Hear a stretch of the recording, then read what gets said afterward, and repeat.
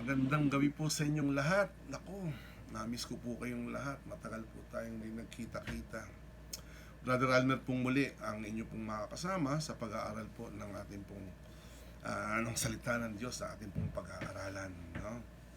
At bago po tayo magsimula, no, siguro po mainam na tayo po ay manalangin muna. Atin pong ilapit sa Panginoon ang ating pong pag-aaralan upang higit na magkaroon ng sustansya na kung ang Diyos ay ating pong kasama. Sige po, lahat po tayo ay pumikit at tayo po ay sama-sama pong manalangin. Ama naming Diyos, maraming salamat po sa gabing ito. Muli po kami ay magkakasama ng aming pong mga kapatiran, nasa Pilipinas man o nasa abroad, Panginoon. Ang dalangin ko, O Diyos, na samahan niyo po kami. Pumagit na po kayo, Panginoon, sa aming pong pagsasama-sama sa gabing ito, na ang dalangin namin, Panginoon, ng bawat salita na lalabas sa aking bibig ay pagpalain mo upang sa ganun, O Diyos, ay tumimo ito sa aming mga puso. Hindi lamang marinig, Panginoon, kung hindi ito ay maging aral, maging kalakasan ng loob, Panginoon, na sa mga nangyayaring ito sa aming bansa, sa mundo, Panginoon, na merong isang Diyos na may kontrol ng lahat ng bagay. Ama, salamat po. Tulungan mo po ako, Panginoon, na ma-deliver ko, Panginoon, ang salita mo na nais mong aming pong pag-aralan. At ikaw lamang, Panginoon, ang may taas at mabigyan ng pinakamataas na parangal. Salamat po, Panginoon. Ito po ang aking panalangin sa tanging pangalan ni Jesus. Amen! Alam po ninyo, ang ating pong pag-aaralan ay kinuha ko po sa aklat po ng Josue sa chapter 1 verse 9. No? Basahin ko po. Ang sabi po ay ganito: alalahanin mong lagi itong aking tagubilin. Magpakatatag ka at tibayan mo ang iyong loob. Huwag kang matatakot. Huwag mawawalan ng pag-asa. Ako si Yahweh na iyong Diyos ay sa iyo saan ka man pumunta. Ang ganda ng salita. No? Ang ganda po ng tagubilin. Magpakatatag, tibayan mo ang iyong loob, huwag kang matatakot at huwag kang mawawala ng pag-asa. Ito pong konteksto po nito na kung saan si Moses po ay namatay na at si Josue po ay inilalagay na ng Panginoon bilang kapalit ni Moses na mangunguna sa Israel. Ngunit sabi ko, napakaganda ng mga salitang ito. Yung motivation, yung encouragement, nandoon sapagkat alam po ninyo, hindi naman po kailangan sa inyo. Tayo po ay dumadaan sa panahon po ng kawalan. No? Panahon ng walang katiyakan. No? Napakahirap po ng atin pong sitwasyon ngayon. Dumadaan po tayo sa walang katiyakan. Kaya po ang bilin, magpakatatag, tibayan ng loob at huwag kang matatakot. Pero alam po ninyo, kahit po sabihin natin na huwag tayong matatakot, pumapasok pa rin po sa ating isipan yung pong salita ng pagkatakot. Bakit? Sapagkat ang pagkatakot po, dumarating po yan doon sa panahon po ng kawalan. Sa panahon po ng pagkakasakit, sa panahon ng kamatayan, sa panahon na kung saan ay hindi mo alam kung ano ang bukas. Kaya nga po, pinaalalahanan po tayo ng Biblia na atin pong harapin ang ating pong mga problema at mga suliranin ng buong tapang. No?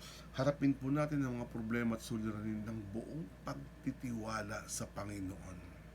Amen? No, yan pong katapangang iyan, makakamtan po natin sapagkat ang Diyos ay sumasa atin. At ang sabi po ng Panginoon, ang ating pong mga suliranin, mga problema na dumating sa buhay, na waring dumating sa iyo, na waring akala mo wala ng kalutasan. Ang pangako po ng Diyos sa mga Korinto, sabi niya po, siya po ay magbibigay ng lakas upang mapagtagumpayan natin ang lahat ng ating pong nararanasan. Tandaan niyo po yan, ha? Babalikan po natin yan. No, siya po magbibigay ng lakas para po tayo ay magkaroon ng katagumpayan. Sabi nga po, kalooban ng Diyos na tayo po ay kumita ng sapat upang meron po tayong magamit sa ating pong sarili, no? Sa ating pamilya, no? Sa ating meron tayong matutuluyan. Sapagkat alam naman natin ang sabi ng Panginoon na ang Diyos kaya tayong pasaganahin sa lahat ng bagay, no, higit pa sa ating pangangailangan. No, kalooban ng Diyos yan. At ang sabi ng Panginoon, tutustusan niya ang lahat ng ating pangangailangan. Philippians 4:19, ang sabi po ay, buhat sa kayamanan kong hindi maubos-ubos ang lahat ng inyong pangangailangan. No? Pangangailangan ko at pangangailangan nyo, ang sabi ng Panginoon, ay ipagkakaloob sa inyo sa pamamagitan ni Kristo Jesus. Amen? No? Ano po yan? Pangako po yan ng Panginoon. Kaya lang, no? Bagamat maaari tayong manalangin na tustusan ng Diyos ang lahat ng ating pangangailangan, ay huwag po nating, no, dapat po nating kilalanin ang turo po ng Biblia na kung minsan, no, pinapahintulot ng Diyos na tayo po ay dumaan doon sa mga panahon na tayo po ay nangangailangan. Dumarating po tayo sa panahon ng kawalan. Hindi upang tayo ay parusahan, hindi upang tayo ay pahirapan, kundi dumadaan po tayo sa panahon ng mga pangangailangan upang tayo po, no, ay lalo pang mahimok na tayo po ay magtiwala sa Diyos. No? Sa panahon ng walang katiyakan, ang sabi ng Diyos, no, magtiwala ka sa akin. At ito ay nagaganap, nangyayari upang lalo pang palaguin ang ating pananampalataya sa Panginoon. No, ang hirap po na sitwasyon po natin ngayon. Maaring malakas ka ngayon, maaring bukas, wala ka na. No? Dahil sa tindi po ng virus na umiikot po ngayon, no, sa buong mundo. Maaring maganda ang hanap buhay mo ngayon, maaring bukas sarado ka na. Tapagkat nakikita nyo naman po ngayon ang sitwasyon. Bukas sara ang mga negosyo. Pero ang lagi pong binabanggit ng Panginoon, na huwag mong mababahiran ng pag-aalinlangan ang pagtitiwala po natin sa Diyos. Alam po ninyo, hindi naman po kaila sa inyo, mga ilang panahon na tinamaan po ng COVID ang pamilya Orias. May 2 linggo na po ang nakakaraan, tinamaan po ng COVID ang pamilya Aquino. Kahapon lamang po, kausap po si Casey, yung pong ating administrador sa may Sunday School, ang buong pamilya niya po ay tinamaan din po ng COVID at hinugot na po ng barangay kahapon. At alam po ba ninyo na maging ang aking pong may bahay ay hindi po nakalusot? Siya po rin po ay tinamaan din po ng virus na iyan. Hindi ko na nga lang po isinapubliko sapagkat ang nais ko po sana ay mag-quarantine siya sa loob po ng aming pong kwarto. At di naman po kaila sa inyo na meron po akong kapatid na doktor na siya po nag-monitor sa kanya. Ang aking pong kapatid ay isang anesthesiologist, ngunit ang mga nakakahalubilo niyong mga surgeon, mga doktor, lalo po ngayon, no, usong-uso nga po yung COVID, ay talagang updated po sila, no, kung paano gagamutin itong COVID na ito. Kaya ang aking pong may bahay ay sadyang siya na lamang po ang nag-monitor, no? At dito na nga lang po siya kinawarantin. Kung minsan, no, ang lagi unang tanong natin sa Panginoon, Lord, bakit nangyari ito? Ako po, personally, ito po ay aking pong prayer gabi-gabi. Lord, na huwag mo ipahintulot na ang aking pamilya ay tamaan po ng COVID, lalo na po yung anak kong nasa Japan, sapagkat sabi ko, wala itong katulong, nag-iisa ito. No, maging kami man, kahit kami may 3 rito magkakasama sa Pilipinas, pero sabi ko, Lord, huwag niyo ipahintulot dahil kasi masisira yung sistema ng aming buhay. No? Pagka po ikaw nagka-COVID, huhugutin ka, hihinto ang mundo mo, hihinto kang maghanap buhay. Pagbalik mo, ang dami mo nang bayarin, no? Yung mga budget mo, kaya so on and so forth. Pero magkaganon man, tinamaan pa rin po ang aking may bahay. Ang kadalasan, ang una natin tanong, Panginoon, bakit po nangyari yun? Pero alam po ninyo, parang mali no? Sana sa susunod ang tanungin natin, Panginoon, sino? Anong sino? No? Tanungin mo ang sarili mo. Sino ba itong Diyos na aking pong pinaglilingkuran? Sapagkat kung masasagot mo ng tama, sapagkat kung kilala mo ang Diyos na ang iyong pinaglilingkuran, hindi ka magtatanong kung bakit nangyayari ang mga bagay na ito. Sabi nga po ng aklat ng Jeremiah, no? Ano sabi ng Diyos? Ako lamang ang nakakaalam ng lahat ng mga plano ko para sa inyo.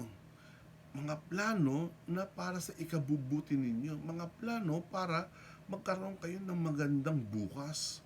So, ang Diyos lamang ang nakakaalam. No? Kaya, anong karapatan natin, no, kung mangyari sa buhay natin, yung mga bagay na hindi natin inaasahan. Pero kung kilala mo ang Diyos na iyong pinaglilingkuran, wala nang question sa utak mo yan. Amen? No, biblical naman. Anong sabi ng Diyos sa aklat ng Isaiah? Ang aking isipay ay hindi nyo kaisipan at magkaiba ang ating daan. Kung paano ang langit, no, ang langit mataas sa lupa, ang aking daan at isipan ay hindi maaabot ng inyong akala. Maliwanag po yan, no? Sabi ng Diyos, no? Magkaiba ang ating daan at hindi mo maaabot, no, ng iyong akala ang aking kaisipan. Kaya matutunan po natin na magmula sa araw na ito, kapag may nangyayari po na ng mga bagay na hindi po natin maunawaan, huwag na rin tanungin ang Diyos kung bakit. Ang tanungin mo sa sarili mo, sino? Sino ba ang Diyos na aking pinaglilingkuran? Isipin po ninyo, ang sabi po sa Panaghoy, sa chapter 3 verse 22, ganito po ang sinasabi. At hindi nagmamaliw ang pag-ibig ni Yahweh at ang kanyang walang kupas na kahabagan. Hindi nagbabago tulad ng bukang liwayway, dakila ang kanyang katapatan. Sipin po ninyo, hindi po nagmamaliw ang kanyang pag-ibig, ano, at ang kanyang walang kupas na kahabagan. Hindi nagbabago tulad ng bukang liwayway, dakila ang kanyang katapatan. Isipin niyo ang kanyang katapatan, inihalimbawa po niya, no, sa bukang liwayway. Alam naman po natin kahit gaano kahaba ang gabi, lilitaw at lilitaw pa rin ang haring araw.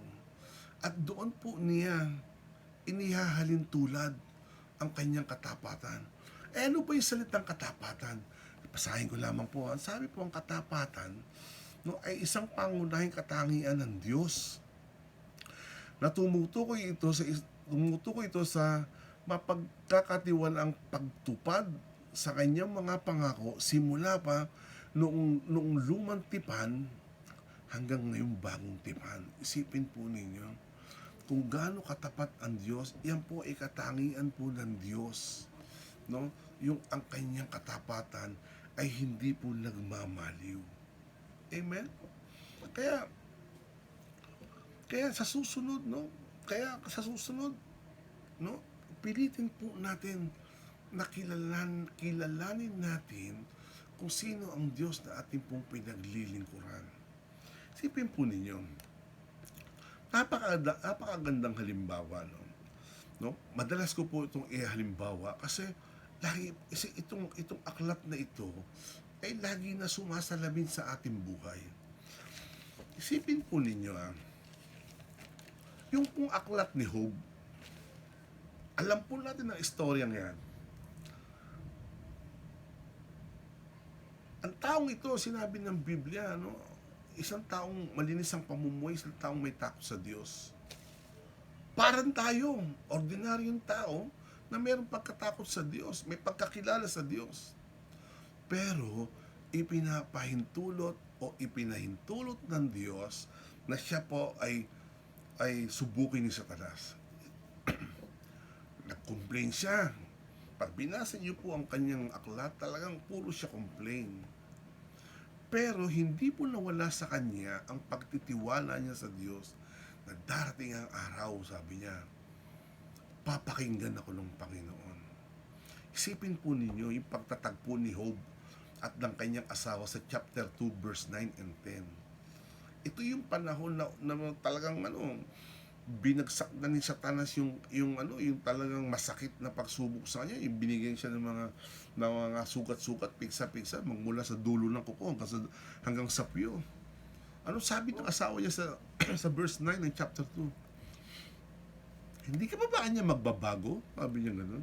Magbago ka na, nang mamatay ka na. Sinagot siya ni Job. Ano sabi ni Job sa verse 10? Hindi mo niya alam sinasabi mo. Sabi ni Job na gano'n. Karuwagan, karangyaan lamang ba? Sabi ni Job. Ang tatanggapin mo sa Diyos? Biyaya lamang ba? Pagpapala lamang ba ang tatanggapin mo sa Diyos? At hindi ang kahirapan. Isipin po ninyo yung salitang yon.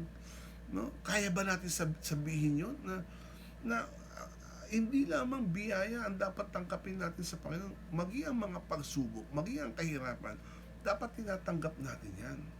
Amen? So, ganun po kaganda ang istorya ng Job na yan. Kaya lagi kong binabanggit, no? Na hindi siya nawalan ng pag-asa. Hindi nagbago ang kanyang pagtitiwala sa Diyos. At yan din pong panawagan ng Panginoon sa atin, na tayo man ay dumadaan, no, sa pandemyang ito, dumadaan man tayo sa na walang katiyakan kung ano ang magiging kahihinatnan ng mga ito, no, itong mga paghihirap na ito. Pero ang sabi ng Diyos, ibigay mo lamang ang pagtitiwala mo sa akin. Hindi nagbabago ang katapatan ng Diyos mula noon magpahanggang sa ngayon. Amen.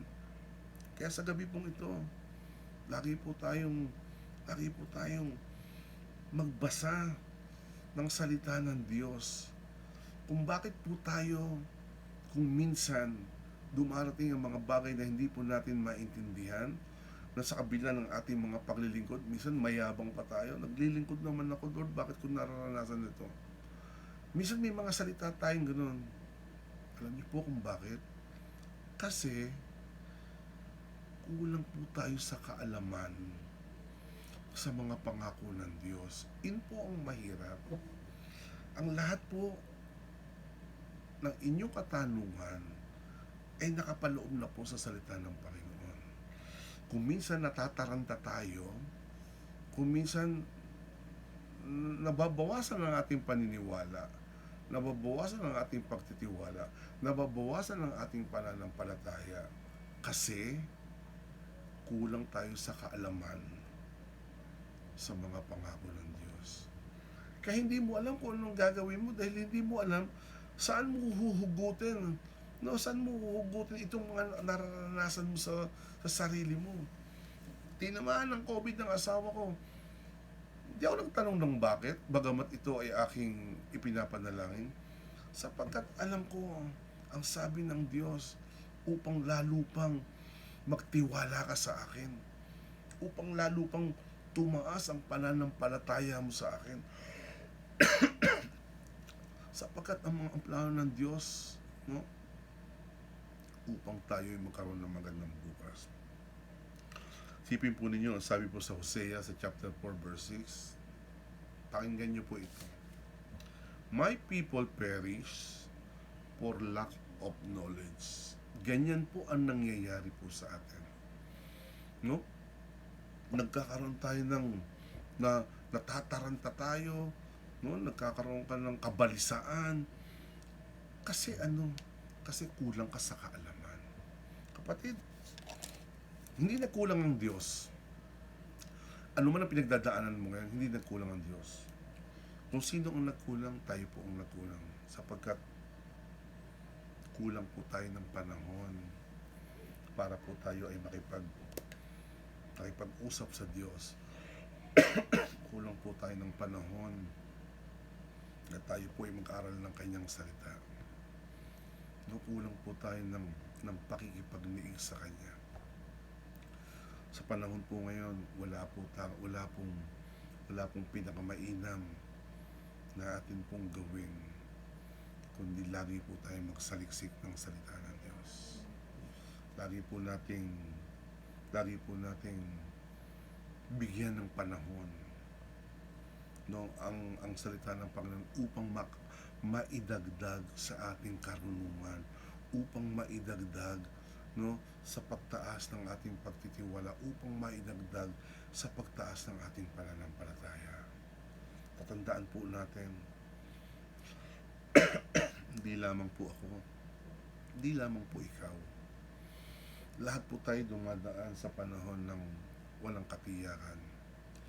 Pero ang sabi po ng Panginoon tungkol sa ating pong key verse, uulitin ko po. Ang sabi po ng Panginoon, alalahanin mong lagi itong aking tagubilin, magpakatatag ka, tibayan mo ang iyong loob, huwag kang matakot at huwag kang mawawala ng pag-asa. At ito po ang pinaka-importante na sinasabi ng Panginoon sa iyo at sa akin ngayon. Ako, si Yahweh ang iyong Diyos, ay isa sa iyo saan ka man pumunta. Church, binibigyan tayo ng assurance ng Panginoon na kahit na ano ang mangyari sa ating buhay, saan man tayo mapadpad, kasama natin ang Diyos. Ang mga salitang iyan, ang mga pangakong iyan, kung hindi natin alam, doon tayo nagkakaroon ng problema sa ating sarili. Natataranta tayo.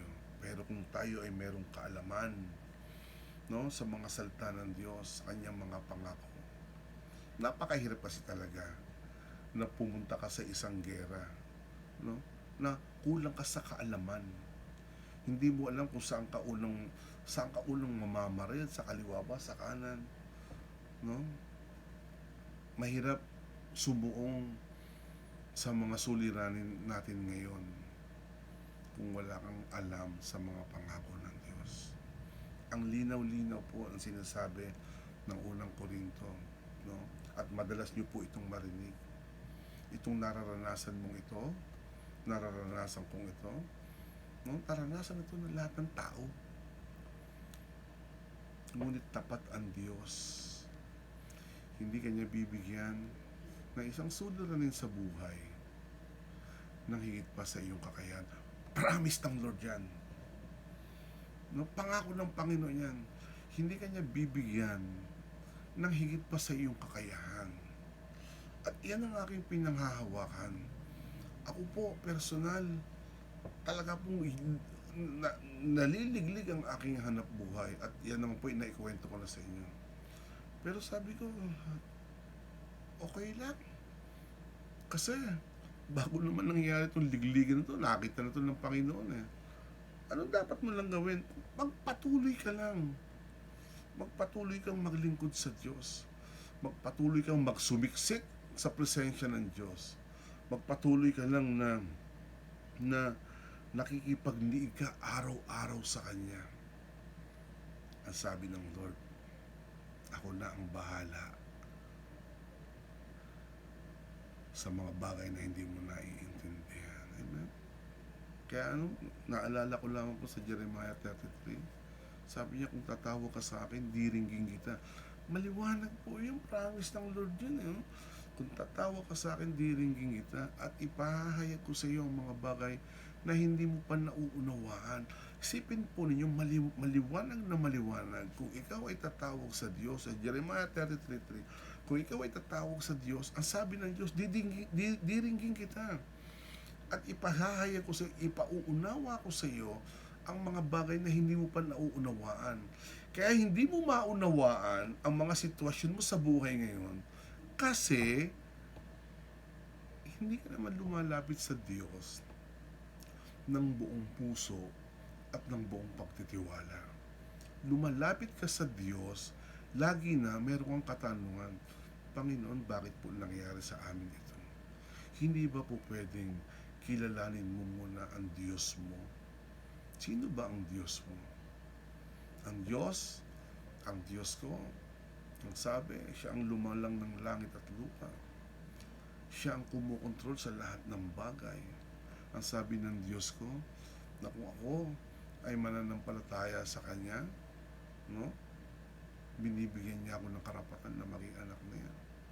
Na kung ako, ang sabi niya sa John 3:16, gayon na lamang ang pag-ibig ng Diyos sa sanlibutan, na ang sino man nagtiwala, manampalataya, ay hindi mapapahamak kundi magkakaroon ng buhay na walang hanggan. Maganda po iyon.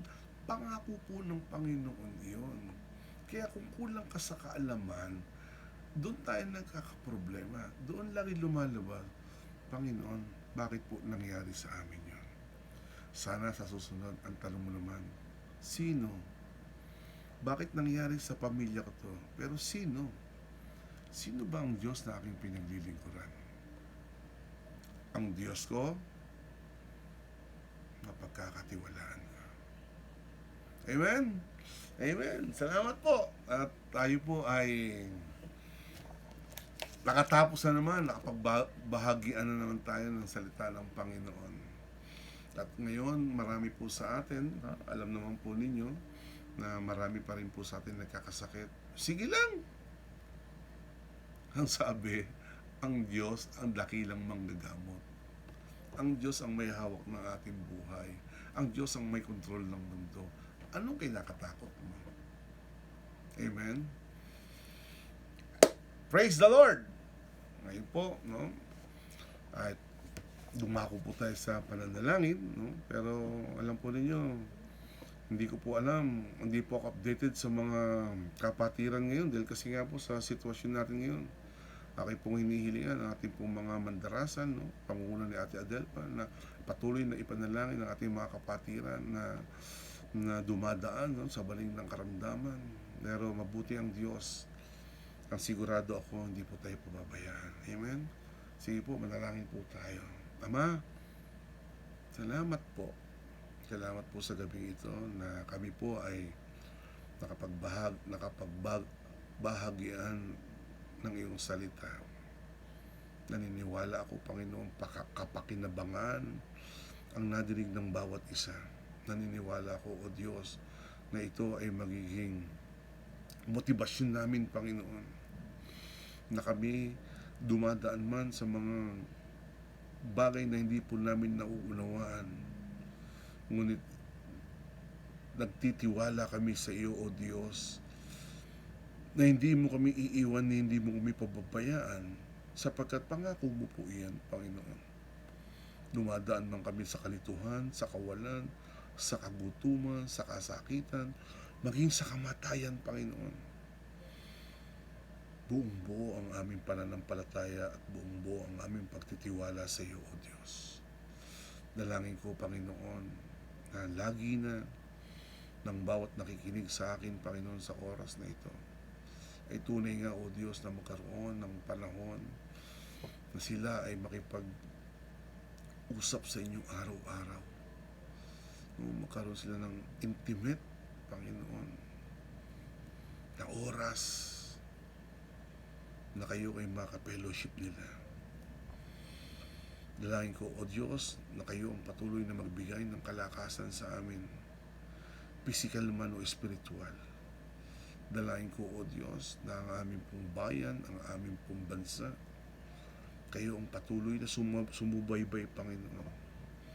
Higit sa lahat, O Diyos, sa darating na eleksyon, kapakalapit na po, Panginoon. Dalangin ko, O Diyos, na kayo pa rin ang maglagay, Panginoon, ng mga mamumuno sa amin. Dalangin ko, O Diyos, na sana ay pabilisin mo na, Panginoon, ang mga araw na ito upang ang administrasyon na ito ay matapos na. Isang administrasyong punong-puno, Panginoon, ng mga paghahari, pangurakot, mga sila ang gustong masunod, walang submission, no? Kapag nabubuko, dinadaan sa tapang. Kung maaari nga sana, O Diyos, bumilis na ang panahon upang sa ganun mapalitan na ang administrasyong ito. Na tunay nga, O Diyos, may nagawa man, ngunit mas marami ang pahirap na ginawa sa taong bayan. Magpahanggang ngayon, Panginoon, itong mga sekretary ng kalusugan. Naku, Diyos ko, ang dalangin ko, Panginoon, patawarin mo po sila sa kanilang mga nagagawang kasalanan. Nanawa sa mga natitira pang panahon, nakabawi sana sila. Salamat po, O Diyos. Patuloy po, Panginoon, na aming pong dinadalangin sa inyo na ang aming pong bayan ay huwag niyo pong hayaan na pasukin pamumuli kami ng mga malalakas na bagyo, na malalakas na lindol, Panginoon.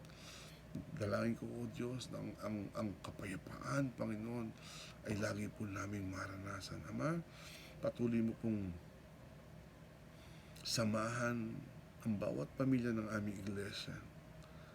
Dalangin ko, O Diyos, patuloy mo pong pangunahan ang bawat leader ng iglesia, Panginoon. Ang lahat ng aming kapasturan, Panginoon. Bigyan mo po sila, Panginoon, ng mas malalim na pagkauhaw sa inyo. Bigyan mo po sila, Panginoon, ng mga magagandang revelasyon, Panginoon, na kung saan ay may papakain naman sa amin.